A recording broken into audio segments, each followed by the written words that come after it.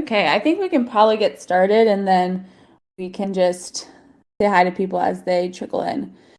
Okay, hey everyone, welcome. Welcome to the new community members. This is our weekly parliament session where you can ask questions directly to our leadership team. We also have great discussions around building the Sapien Nation, the first digital nation in the metaverse. So it's just a really wonderful time where we get to connect with each other once a week and think about how we want the Sapien Nation to look. And so right now we are in the middle of our NFT passport sale, which we have been just super excited about, and it's been going really well. So I'm just going to pass it over to Ankit to describe the NFT passport, what it is, if you're new to the community, and then also more details about the sale itself. Awesome. Thank you, Missy. So, yes, welcome to all the new Sapien citizens. Welcome to the Sapien Nation. As you know, we have the whitelist pre-sale going on for the NFT passports right now. And just a quick recap of what these passports are. They are our social primitive piece. They represent identity and access, and they will be the social ledger within the Sapien Nation. So it's your all-in-one tool to sort of navigate the communities of the metaverse. Each of these NFTs also contain one-on-one avatars. Someone from the past that inspires us. We've just been having some really great picks so far. We've been announcing all of them sort of on Twitter. And yeah, once a historical figure is picked, you can no longer pick them. So that's where, I advise everyone to choose wisely. So in terms of an update on the sale itself, there were a few sort of difficulties in the beginning. We had a lot of traffic, and we were just hitting some issues with the machine learning pipeline that was stylizing the artwork. So we've extended the whitelist from to the 22nd of March, and we'll be beginning the public sale on the 23rd. So this will give more of an opportunity for people on the whitelist to just work through some of the issues that they're facing and just be a little bit more thoughtful about their pick and their stylization. On the 23rd, we will be pushing an update to the site, which will allow anyone to be able to mint an NFT passport. And with that, we'll just start making it public. And again, just to remind everyone, the minting itself will happen on April 20th into the Sapien protocol. So passport holders will be some of the people with first access into what we're building behind the scenes. And that's pretty much it on the sales side. Missy, maybe you can speak to passport holders a bit. Yeah, so if you have already been a part of our whitelist sale and you purchased a passport, if you update your profile picture in our server to your avatar art and you DM me, I'll verify you, and then you'll get access to the passport holders channel because I will assign you the passport holders role. And in the passport holders channel, this is an exclusive channel for passport holders. You can share your avatar art. We're talking about why people picked the historical figures that they did. It's a really wonderful way for people to participate in storytelling and tell us about their story and other community members about their story, and then how the historical figures that they picked really blend with that in their own story. And so we will be discussing the avatars and the NFT passports, but it's also a channel to start discussing how the future of the Sapien Nation will look. So as Ankit said, passport holders will get first access and the opportunity to provide feedback on our protocol and the things that we're doing. And so we really want to provide a space in the passport holders channel. And so again, if you've already purchased a passport, DM me once you've changed your avatar, your profile picture to your avatar in our Discord server, and then I'll give you that role. So excited to talk more about who people picked. We've already had some really great discussions. For example, Tamala in the audience, she talked about why she picked Celia Cruz. So again, passport holders role, and yeah, I think that's it. And so with the general sale, same thing. If you didn't get a chance to participate in the whitelist sale, if you participate in the public sale, we can also assign you that role once you go through that flow. In addition to that, next week we are going to be launching another referral program. We will announce more details about that in the coming days, but we want to provide a chance for people to receive an NFT passport if the financial barrier of purchasing one is too much. So again, this referral program is a way for us to make it more accessible and also really honor the people who are helping us nation build. If we're trying to build a nation, we need to have community members, and it's really important for us to bring in different perspectives.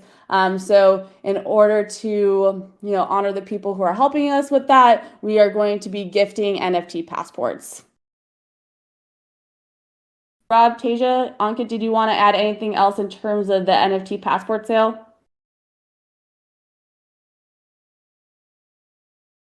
Last thing I would say is, if anyone has any questions, would like to, provide a reason for why they should receive an NFT passport, you can also email passports@sapien.network.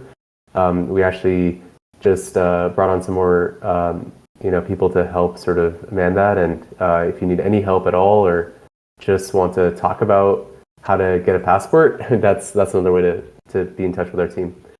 So yeah, just wanted to put that out there.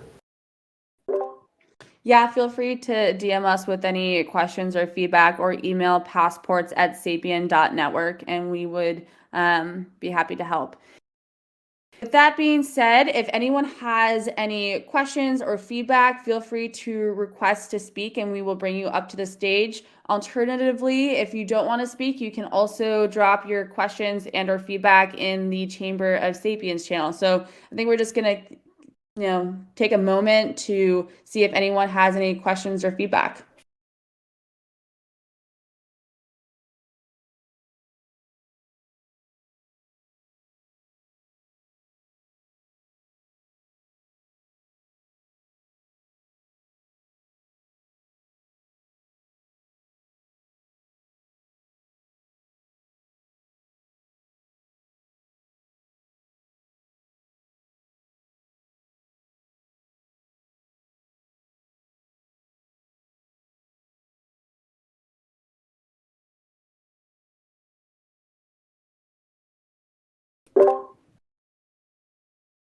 Okay, great. If people don't have any questions or feedback at this moment, we'll move on to the next part of Parliament. But if you do have any questions or feedback that you think of as Parliament is going for the rest of the time, you can, again, request to speak and we'll bring you right up to the stage, or you can drop those comments and questions in the Chamber of Sapiens channel. Now we are going to continue our discussions from last week. We've had some really great discussions over the last few weeks about DAOs and building DAOs and public goods, and how the Sapien Nation is going to look in terms of all these different areas. And Rob, I'm going to pass it to you to start leading this discussion. Last week we had some really great comments from community members, and so we want to continue that from last week. And we also had some people on our Twitter Spaces the other day talking more about DAOs and building DAOs when we were doing a Twitter Space with Cal, who's in the audience. So maybe we can also continue some of those discussions in this moment. So Rob, I'm handing it off to you.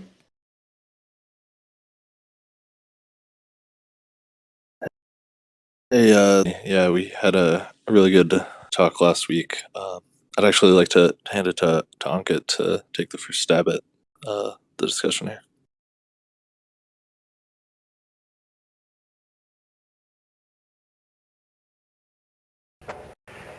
Yeah, so I think we were talking a bit about public goods and how we could better organize as a nation to fund public goods.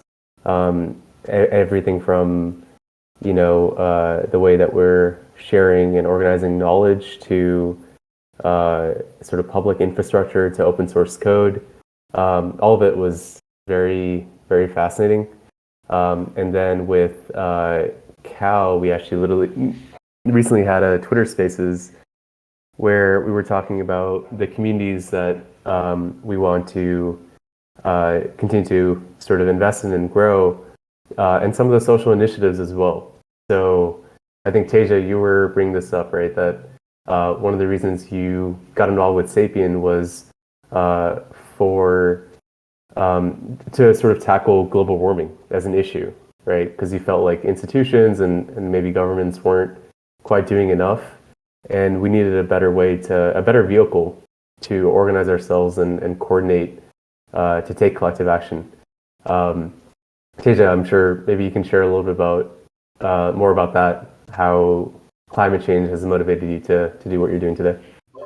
Yeah, sure. I mean, I have talked about this before, but I was basically in touch with Rob for most of the pandemic, and we both grew up in Colorado, so we're both pretty outdoorsy people. I think you naturally just become one of those people when you grow up in an area like that, in a culture like that. And just multiple of the places where we grew up had forest fires that just like completely burned them down.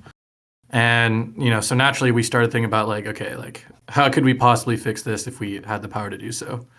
I guess just as a thought experiment, but also I guess as a way to cope with the current situation.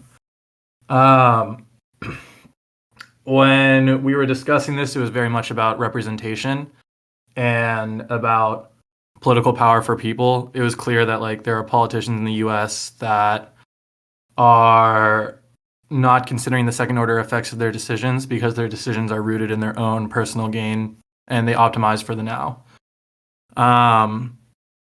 And it was really a large majority of these discussions where I think a lot of the ideas for this new vision of Sapien were starting to pop up, where it's like, how can we get better representation of the people? How can we distribute power better? And how can we distribute capital in a manner that makes sense to tackle the problems that we as a citizenship care about, right? Whether that be in the US or wherever. And I think that's ultimately why it was so compelling for me to join Sapien when I did, because I understood the possible solutions to an existential problem like climate change.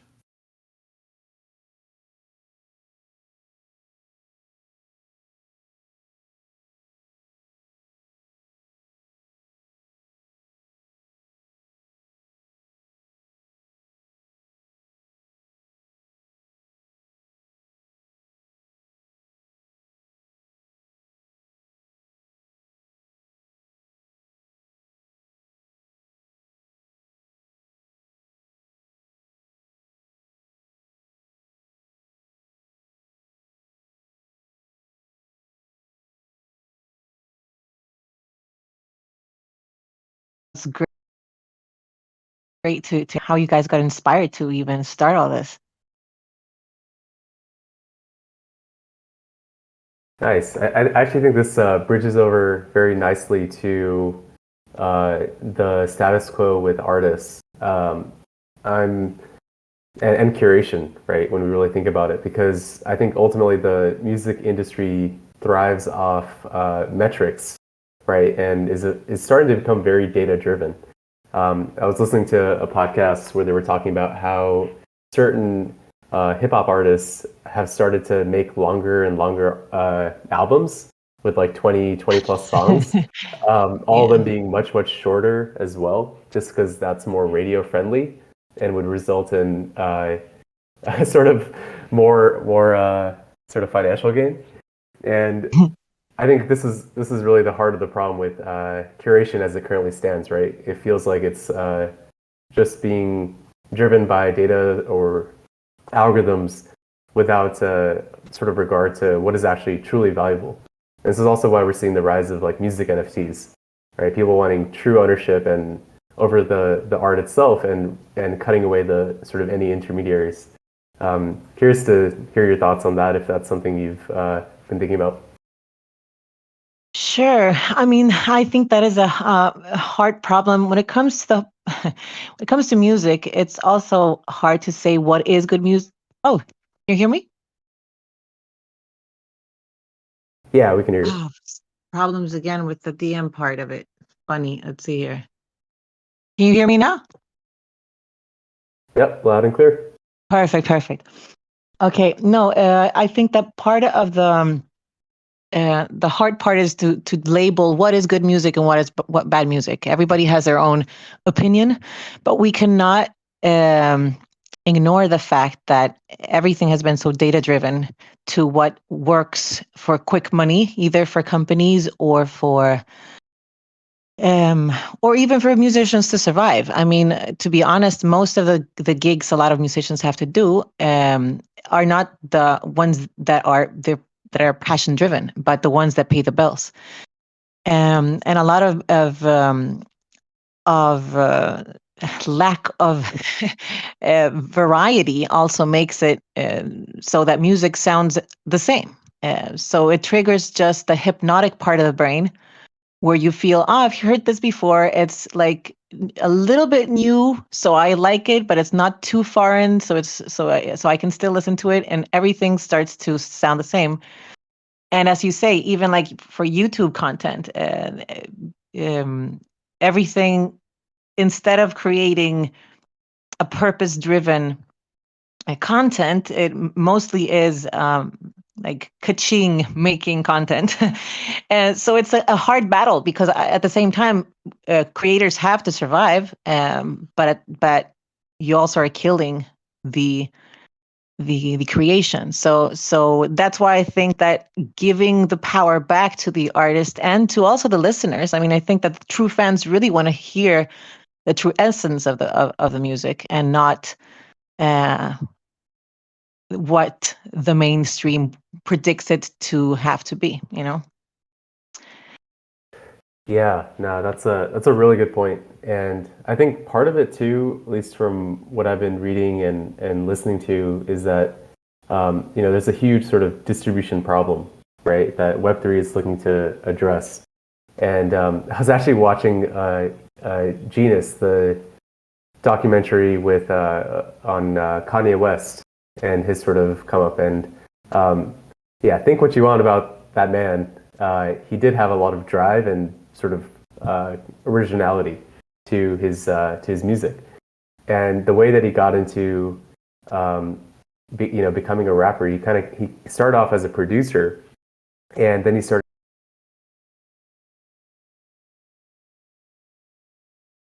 to make Rockefeller label that was owned by Jay-Z and his partners, and he was trying really, really hard to get distribution and become recognized as a hip hop artist. And it was just like a grind for him, right? Like there wasn't a clear, easy way to get distribution, and there were so many middlemen. And that's one thing that I think Web3 really addresses, because you kind of skip, you can go direct to the consumer, right? You can release art and you can put it up in an NFT, you can put it up for sale. There's just so much more flexibility to the models that are available now that we're starting to just sort of get the tip of the iceberg with, that I'm really excited about. Curious if others have thoughts on that.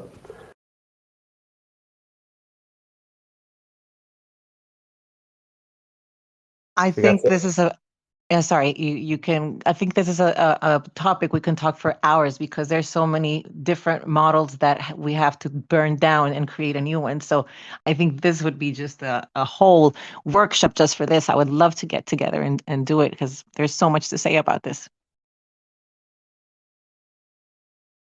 Absolutely. I think, Missy, you were suggesting this, but after the last fireside chat, we might need to have a mini concert after we saw Chinmay sing Chester Bennington. And something we need to do soon. Yeah. And Tamala was singing today on her fireside chat. So we have a lot of singers that I think that we need to bring into the Discord and do a little concert series. That sounds amazing.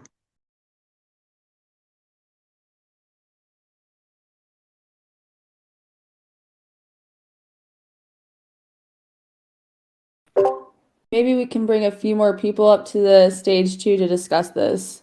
See that there's some people who've requested to speak.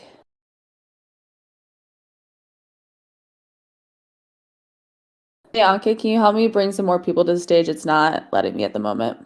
Yeah, I actually invited people to come hop on stage too. I see Steve is in the audience. Steve would love to hear your thoughts on on curation and Web3 if you're available.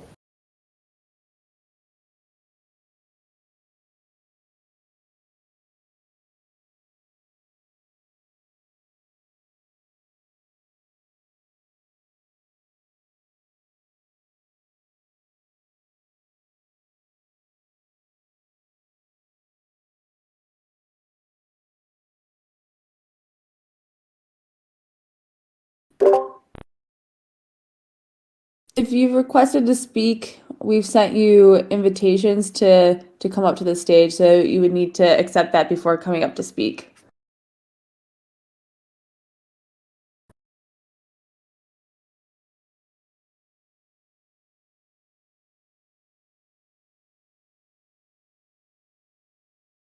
Cool. While we wait for people to hop on the stage, yeah, I'd love to just dive a little bit deeper into the thesis that we're looking to prove out with Sapien. And when it comes to curation, it's this idea of human curation, right? We want to take back control from the algorithms and put people at the center of the sense-making process.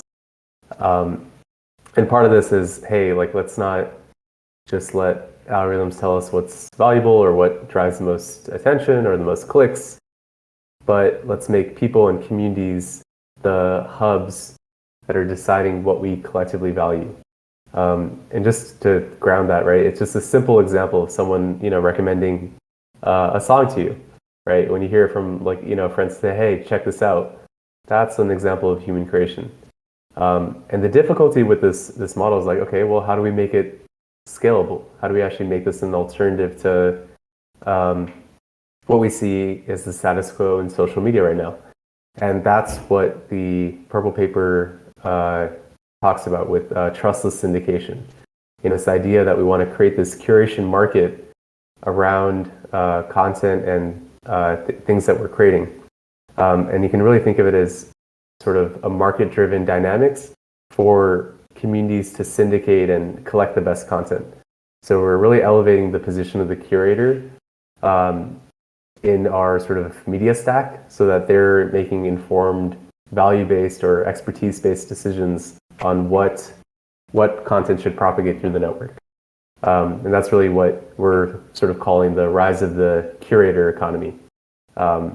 We've all been hearing about the creator economy, but how we actually make sense of these things, I think that is really, really important, and involving the group again in this sense-making process. That's something I'm really excited about.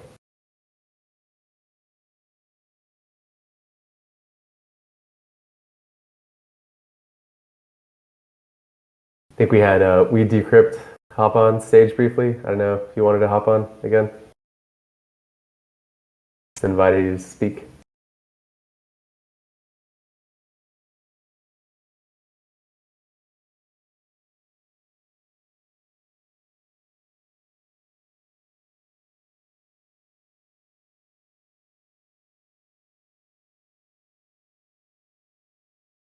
Hey, welcome to Parliament.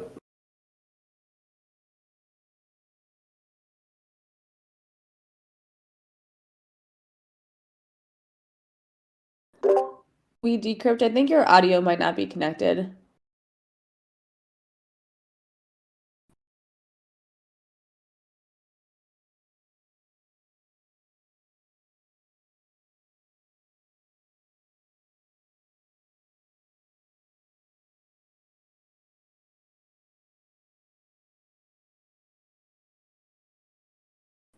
While We Decrypt is figuring out the audio, Steve and Kayvon Tell, we have sent you speaker requests if you want to come up on stage.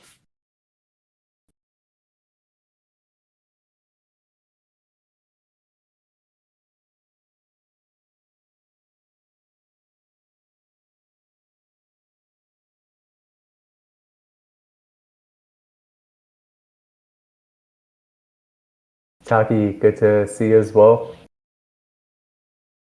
Good to see you in your avatar.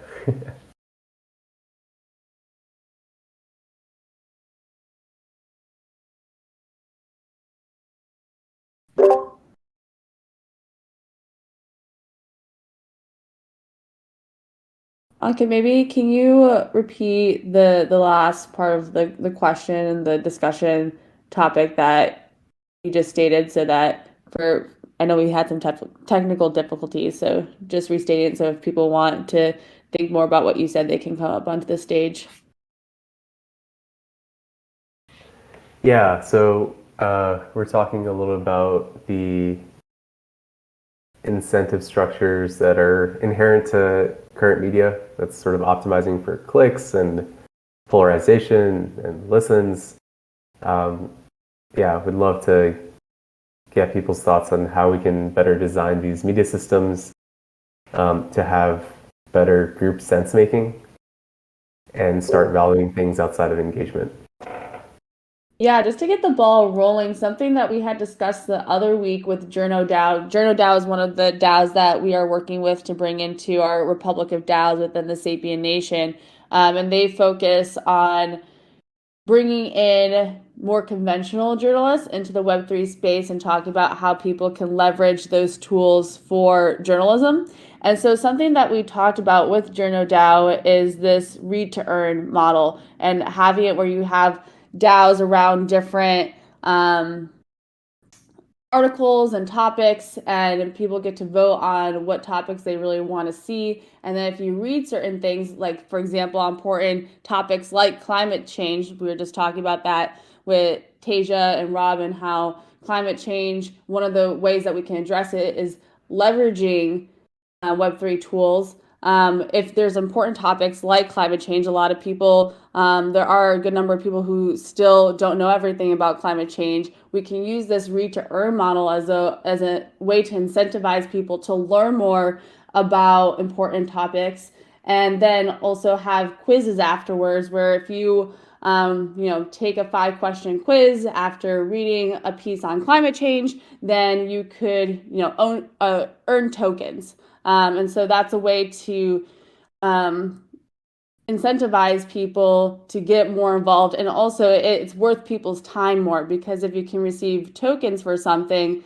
then you could potentially be earning from that. And I think that one of the reasons why some people are hesitant to get into Web3 is because it is time consuming to learn. And there isn't really a clear way to make money. I think in some cases there are, but it's not clear to the masses yet. And so having something where you could read something and then earn, that's a very clear path. And many people are living paycheck to paycheck. So if you can earn a little extra cash and learn at the same time, I think that's a beautiful, beautiful system.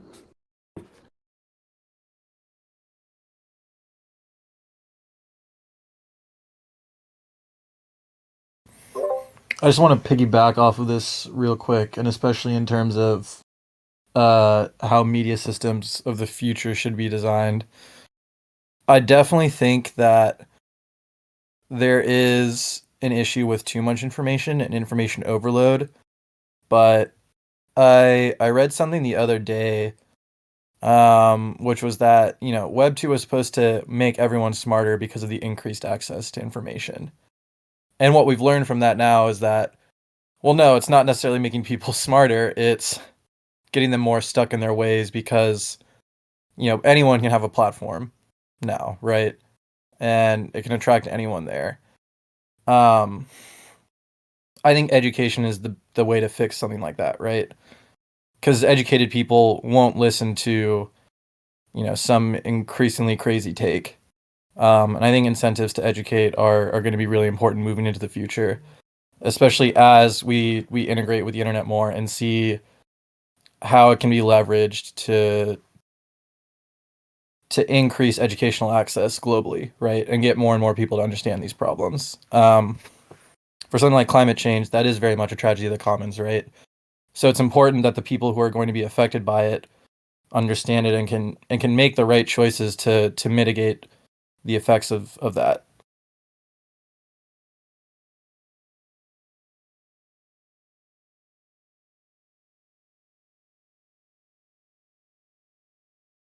Yeah, it's a really great point, Asia and Missy. And I think it's one thing that's really interesting to me is that there's a broad spectrum of incentives that can be implemented now. Missy, you spoke specifically to sort of the financial piece of it, actually giving people the economic freedom to pursue these things. But also, there's new types of incentives that can exist, right? One thing that I'm really excited about with the passport and the roadmap for that is that we can think of it as an access control layer so that people can rise up the ranks within these different DAOs. And the passport can kind of reflect that. So it might be your interest to be in a leadership role within a DAO or have access to certain resources or decision making that comes with a certain title. And I think there's all sorts of incentives that Web3 can kind of make transparent now and accessible to a lot of people. And we need to sort of leverage all of that to really get people to coordinate and work on these larger issues. Because ultimately, like, if people's incentives are set in the right direction, then that's the only way that you can tackle some of these large issues like global warming. So I would say education is the start of it, but also just like really intelligent systems designs. I think that can take us really, really far. But yeah, just to add some thoughts there.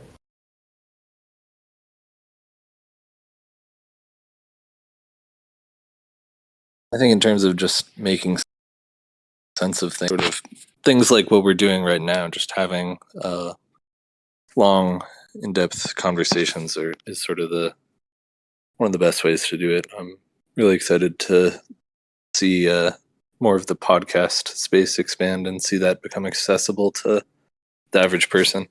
One thing that I briefly encountered in the past was the idea of like a podcast club, and it was just like me and a few friends hopping together and every few weeks discussing a podcast. I think there's something there that's like really really helpful and possibly pretty profound.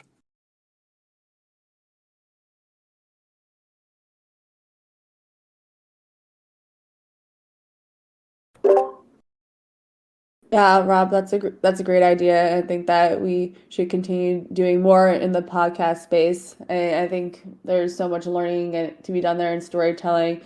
At this moment, we're just going to take the next couple of minutes to see if anyone has any more additional questions. You can request to speak to ask those questions, or you can also drop them in the Chamber of Sapien. So we're just going to close out with any final questions or feedback that people have, and then we will wrap up for today.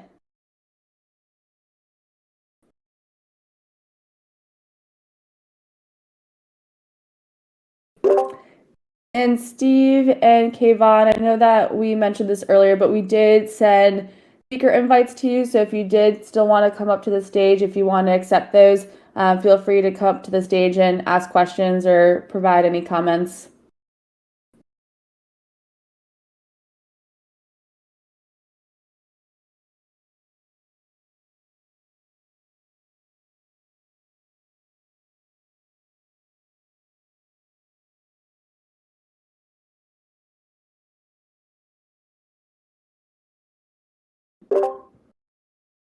Okay.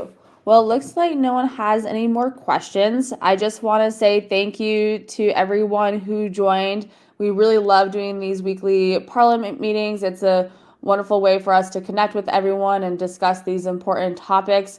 As Ankit mentioned earlier, we do have our public sale starting next week on the 23rd at 11 a.m. Eastern Time. So anyone will be able to have the opportunity to purchase a Sapien NFT passport. So we're excited to continue our sale and see what kind of historical avatars people are picking, and see in our passport holders chat why they picked those historical avatars. So if you haven't already, definitely participate in that next week. And we also are going to be producing details for our referral program over the next couple days. So if you want to try to win a free NFT passport, we'll also have that referral program.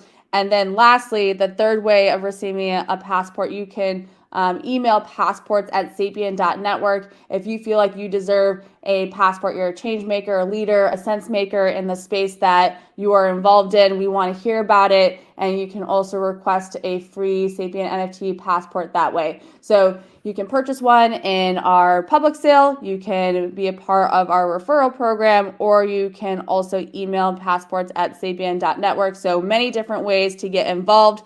In addition, if you want to create a DAO or you are already a part of a DAO, we want to hear from you too. We are creating the Republic of DAOs, and our protocol is going to be centered around DAOs and giving people tools and different incentives within the Sapien Nation. So feel free to reach out to us and we can have a discussion either about NFT passports or DAOs.